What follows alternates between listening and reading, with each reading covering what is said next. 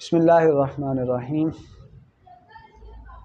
الحمدللہ رب العالمین والصلاة والسلام علی سید الانبیاء والمرسلین وعلی آلہ واصحابہ اجمعین اما بعد۔ معزز طلباء کرام، ہم نے سراجی کے گزشتہ سبق میں تصحیح کے 3 قاعدے پڑھے جن کا تعلق سہام اور رؤوس کے درمیان تھا۔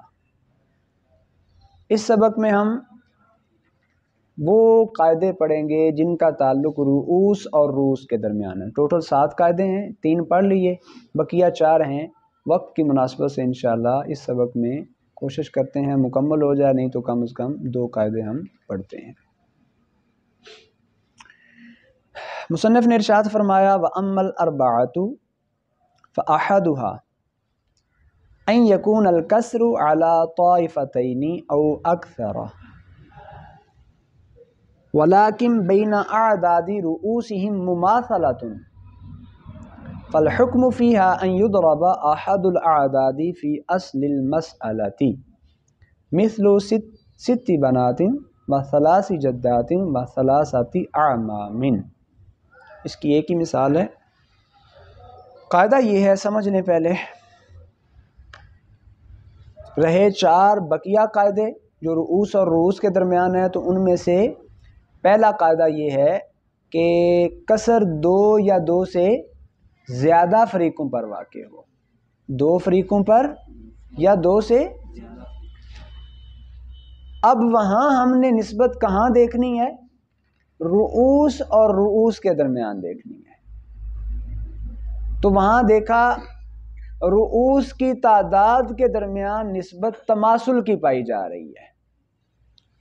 کون سی؟ تماثل کی۔ اب حکم یہ ہوگا کہ اعداد میں سے کسی ایک کو اصل مسئلہ میں ضرب دے دیں گے اور حاصل ضرب مسئلے کی تصحیح بن جائے گا۔ مثال ہے 6 بیٹیاں ہیں، 3 جدات ہیں اور 3 چچے ہیں۔ اس کا حل نکالتے ہیں۔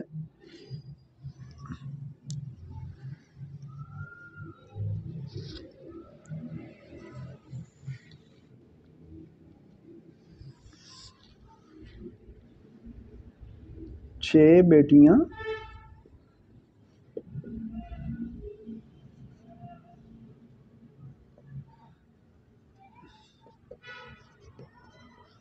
3 دادیاں،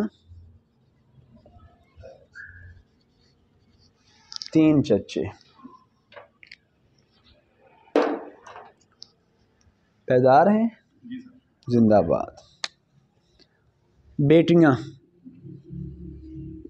6 ہیں، 2 سے زیادہ ہیں تو ثلثان، جدات سدس، چچے اسبا۔ ایک ہی نوع کی 2 چیزیں آئی ہوئی ہیں، سدس اور ثلثان۔ چھوٹا سدس ہے، اس کا ہم نام عدد 6 ہے، مخرج 6 بن گیا، 6 کا ثلثان 4 ہے، سدس 1 ہے، اور 4 اور 1 5، ادھر 6 ہے، 6 میں سے باقی کتنا بچا؟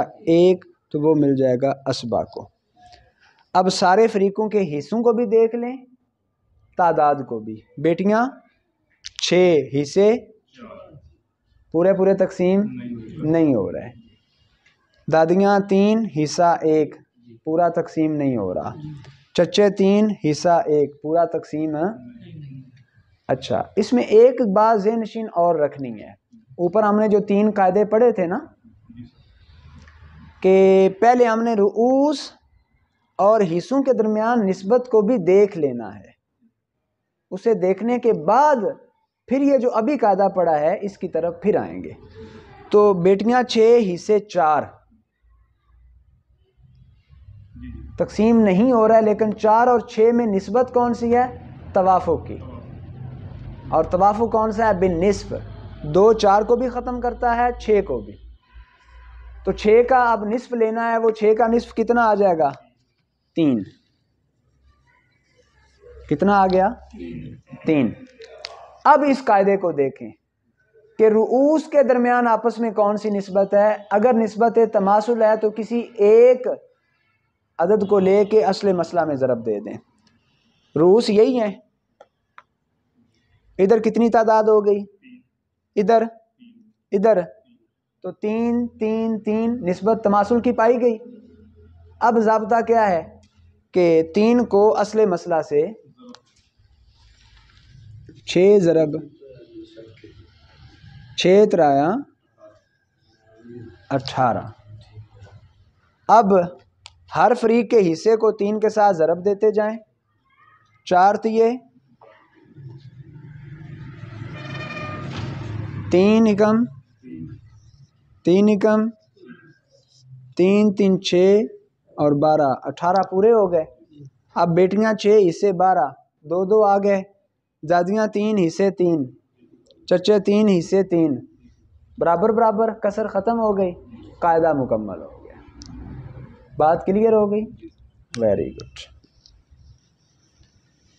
ماشاء اللہ. دوسرا قاعدہ، والثانی ان یکون بعض الاعداد متداخلا فی البعض فالحکم فیها ان یضرب اکثر الاعداد فی اصل المسألة مثل 4 زوجات و 3 جدات و 12 عما. کسر 2 یا 2 سے زیادہ فریقوں پر واقع ہے.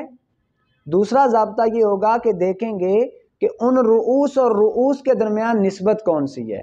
اگر بعض اعداد دیگر بعض میں متداخل ہو جائیں، حکم یہ ہوگا کہ ان میں سے جو بڑا عدد ہوگا اس کو اصل مسئلہ میں ضرب دے دیں گے، حاصل ضرب تصحیح ہو جائے گا. رؤوس اور رؤوس کی نسبت کو دیکھیں گے. اگر نسبت تداخل کی ہے، ایک چھوٹا ہے ایک بڑا، لیکن چھوٹا بڑے کو ختم کر دیتا ہے، تو جو بڑا ہے اس کی تعداد اصل مسئلہ میں ضرب دیں گے، حاصل ضرب تصحیح ہو جائے گا اور یوں کسر ختم ہو جائے گی. مثال مصنف نے دی 4 زوجات، 3 جدات اور 12 چچے.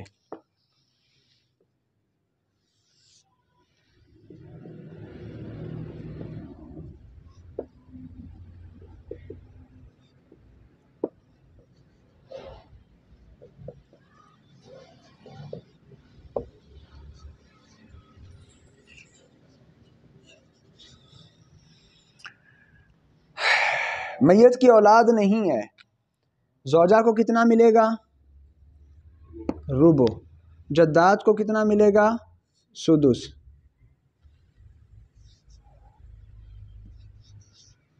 اور چچے کیا ہوں گے؟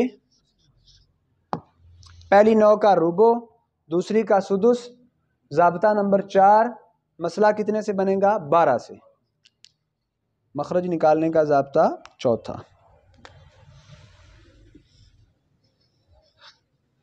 بارہ کا چوتھا 3، 12 کا چھٹا 2، 3 اور 2، باقی کتنے بچے 12 میں سے؟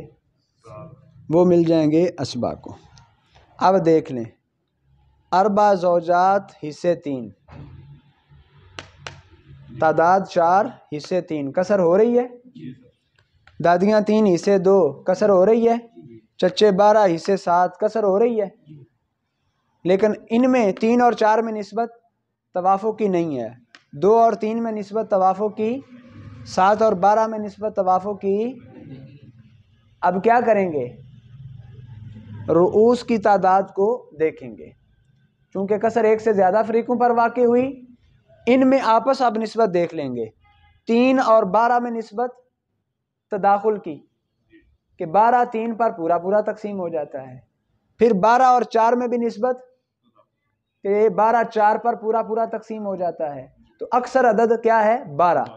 تو 12 کو لے لیں گے، 12 کو 12 میں ضرب دیں گے، 12 12 144.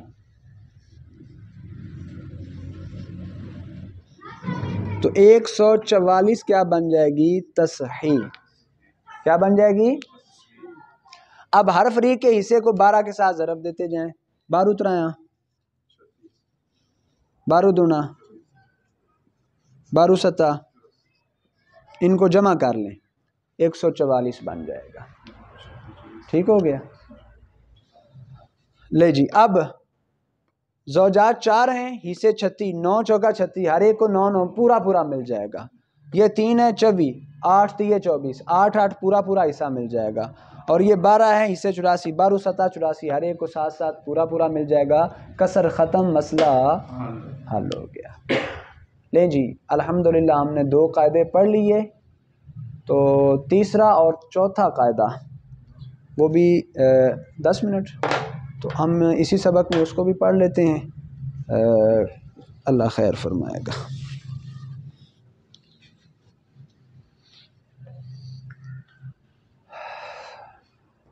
تیسرا قاعدہ ہے جی، مصنف نے فرمایا والثالث ان یوافق بعض الاعداد بعضا فالحکم فیها ان یضرب وفق احد الاعداد فی جمیع الثانی ثم ما بلغ فی وفق الثالث ان وافق المبلغ الثالث والا فالمبلغ فی جمیع الثالث ثم المبلغ فی الرابع كذلك ثم المبلغ فی اصل المسألة كأربع زوجات و18 بنتا و15 جدہ و6 اعمام۔ تیسرا ضابطہ یہ ہے، کسر 2 یا 2 سے زیادہ فریقوں پر واقع ہو رہی ہے، یعنی حصہ 2 یا 2 سے زیادہ فریقوں پر پورا پورا تقسیم نہیں ہو رہا، اور ان میں سے بعض اعداد دیگر بعض اعداد کے موافق ہیں، یعنی رؤوس کی آپس میں نسبت توافق ہے۔ حکم کیا ہوگا؟ این یضرب وفق احد الاعداد فی جمیع الثانی، تو اعداد میں سے ایک کا وفق دوسرے کے کل میں ضرب دے دیں گے۔ ثم ما بالغا، پھر حاصل ضرب فی وفق الثالث، تیسرے کے وفق میں دیں گے، ان وافق المبلغ الثالث، اگر حاصل ضرب تیسرے کے موافق ہو، والا، اور اگر موافق نہ ہو، فالمبلغ فی جمیع الثالث، تو حاصل ضرب کو تیسرے فریق کی کل تعداد میں ضرب دے دیں گے۔ ثم المبلغ، پھر جو اس سے حاصل ضرب ہوگا اس کو چوتھے میں اسی طرح کہ اگر نسبت توافق کی ہو تو وفق میں، اور اگر توافق کی نہ ہو تو پھر کل میں۔ ثم المبلغ، پھر جو حاصل ضرب ہوگا فی اصل المسئلہ، اسے اصل مسئلہ میں ضرب دے دیں گے، اور یوں مسئلے کی تصحیح سامنے آ جائے گی۔ مثال مصنف نے دی 4 زوجات، 4 بیویاں، 18 بیٹیاں،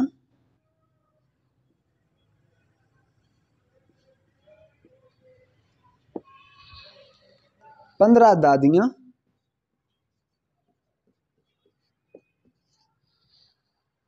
6 چچے۔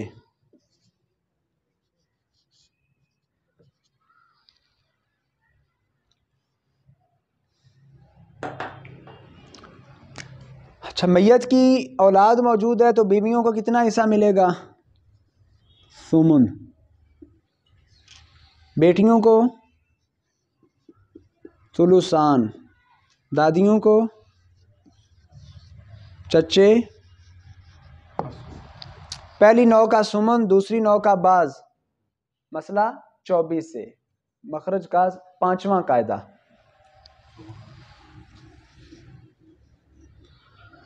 چوبیس کا ثمن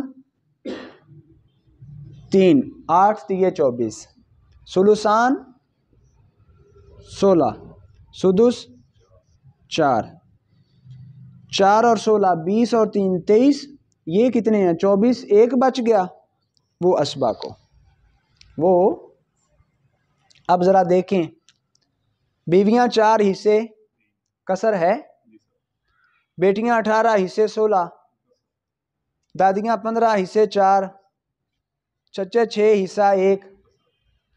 اب وہ جو پہلے قاعدے تھے ہم وہ بھی دیکھ لیں۔ 4 اور 3 میں نسبت توافق کی نہیں ہے، 18 اور 16 میں توافق کی ہے کہ 2 ان دونوں کو برابر برابر تقسیم کر دیتا ہے، 2 8 16، 2 9 18، تو توافق بن نصف ہوا، رؤوس کا نصف لے لیں گے، وہ کتنا ہے؟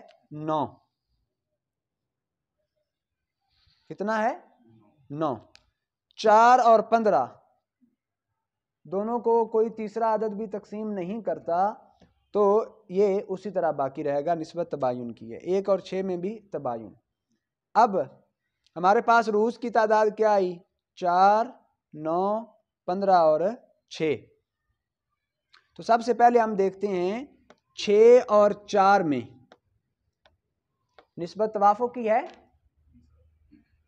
پہلے ہم نے دیکھنی تھی نا حصوں اور رؤوس کے درمیان نسبت، اور دوسرا یہ اب رؤوس اور رؤوس کے درمیان ان میں آپس میں کیا نسبت ہے.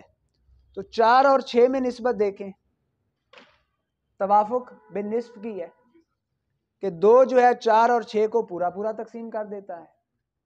2 4 اور 6 کو پورا پورا کر. تو ہم کیا کریں گے؟ 6 کا وفق بالنصف لیں گے، وہ کتنا ہوگا؟ 3. کتنا ہوگا؟ 3. تو 3 کے ساتھ 4 کو ضرب دے دی. یہی تھا نا کہ بعض اعداد بعض کے موافق ہوں تو حکم کیا ہوگا کہ ایک عدد کے وفق کو دوسرے کے کل میں ضرب دیں گے. تو اس کا وفق لے لیا 3 اور اس کا کل لے لیا 4. 3 ضرب حاصل ضرب کیا آ گیا؟ 12. اب 12 اور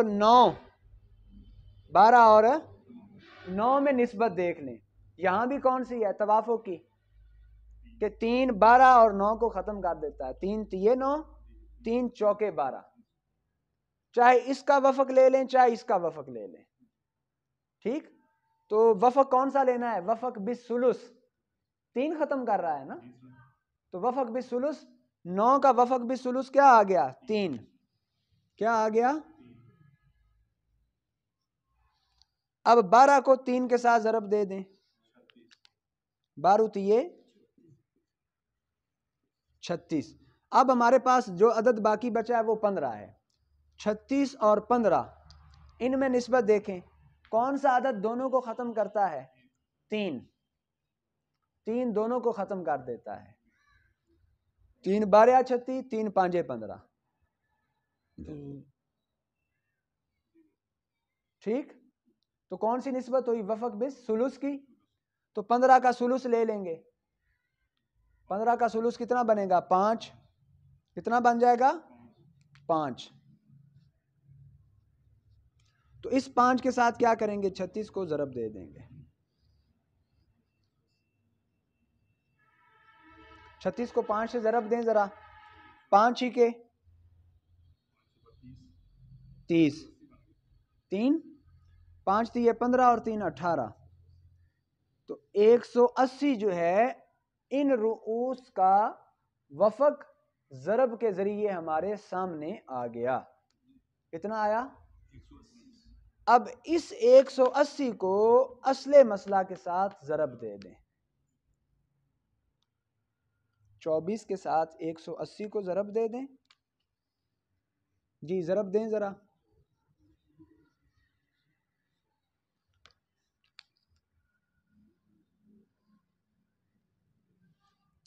اچھا جی، 180 ضرب 24. 4 صفر 4 اٹھے 32. 4 ایکم 4 اور 3 2 صفر 2 اٹھے 2 ایکم 2 اور 1 0 2 7 اور 6 3 اور 1 4320. یہ کیا آ جائے گی؟ تصحیح. یہ کیا ہو گئی؟ تصحیح.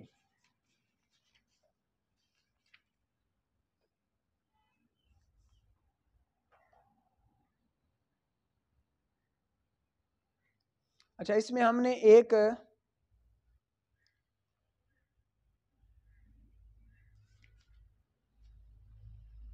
$4,320 یہ ہماری تصحیح ہو گئی. اس کے بعد ہم نے کیا کرنا ہے؟ اسی 180 کے ساتھ ہر ایک کے حصے کو ضرب دیتے جانا ہے. 180 ضرب 3 کتنا آ گیا؟ 518 ترایاں 54 جمع صفر آ گئی. 16 صفر صفر 16 اٹھا 128 12 16 ایکم 16 اور 12 26 28 ادھر کر لیں 16 6 صفر 6 اٹھے 6 ایکم 6 اور 4 10 1 صفر صفر 8 1 0 8 8 2 2880. اچھا جی آگے آ گیا 4 جی 4 صفر صفر 4 اٹھے 32 4 ایکم 4 اور 3 7 1 کو 180 سے ضرب دیں 1 صفر صفر 1 8 8 1 ایکم 1. ان کو آپس میں جمع کریں گے تو 4320 ہی آئے گا. اب 4 بیویاں ہیں حصے 540 18 بیٹیاں ہیں حصے 2880 15 دادیاں ہیں حصے 720 6 چچے ہیں حصے 180. کسر ختم ہو جائے گی ہر ایک پر پورا پورا تقسیم ہو جائے گا. تو یہ تھا تصحیح کا قاعدہ نمبر 6. ٹوٹل 7 قاعدے ہیں. اچھا جی اس کے بعد ہے جی آخری قاعدہ جو رؤوس اور رؤوس کے درمیان ہے اور وہ نسبت تباین کے اعتبار سے ہے.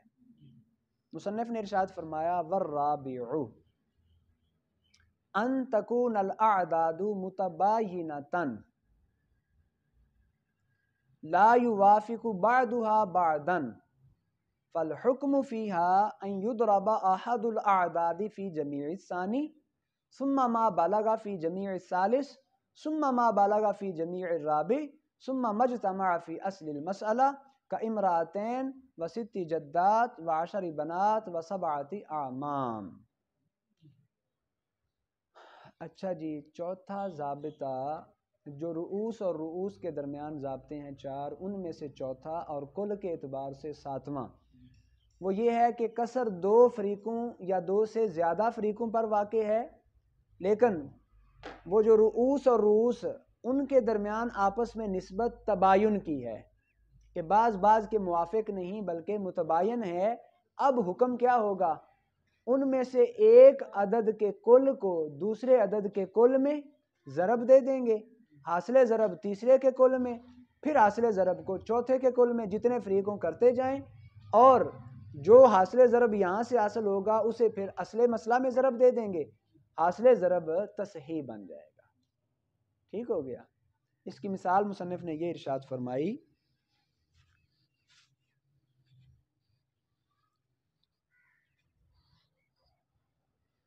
اللہ اکبر 2 بیویاں ہیں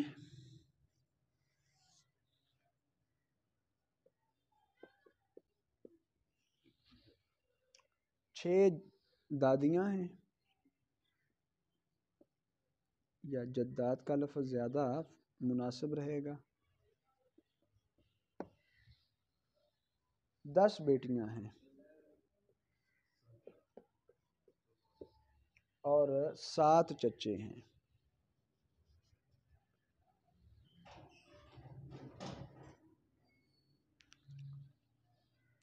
سب سے پہلے ہم ان کے حصے دیکھتے ہیں. میت کی اولاد ہے بیویوں کا سمن دادیوں کا سدس بیٹیوں کا ثلثان چچے اسبا پہلی نوع کا سمن دوسری کا بعض حصہ مخرج 24 کا سمن 8 تیے 24 سدس 6 چوکا 24 ثلثان 3 اٹھے 24 ضرب 2 اٹھو دونی 16 16 4 20 اور 3 23 باقی بچا 1 وہ چچاؤں کا ہو گیا.